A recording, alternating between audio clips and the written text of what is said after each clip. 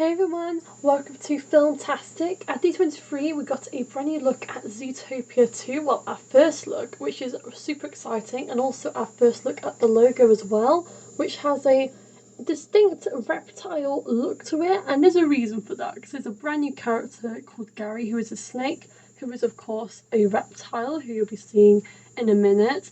And they're also introducing as well in this movie aquatic mammals as well, which you'll kind of meet in this new area called the Marsh Market.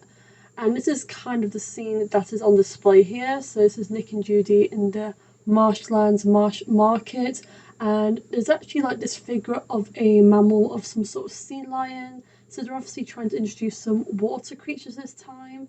And here we go, here's a good look at Gary, who is, like I said, a reptile. He's also pegged to be sort of the main villain of this movie.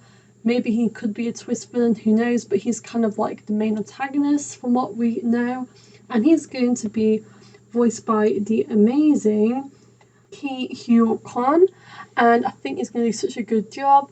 And also at D23 they did actually show an actual clip as well with Nick and Judy in the marshlands, and they said it's going to test Nick and Judy's sort of relationship this second movie, test their friendship, and maybe there'll be some conflict arise, so we'll see what kind of goes on here. But yeah, this clip that they showed is pretty funny. I've seen it in full, and essentially it's just Nick and Judy coming to kind of question this guy, and he seems a bit on the dim side, and it just has this funny comedic sort of scene. But yeah, it looks like they have to track all around this world to kind of look for this snake who's been causing some problems. It's interesting to see how this goes, but I find interesting they're not dressed in their like cop uniforms that they were at the end of the first movie. So I wonder what sort of era they're going in with this one.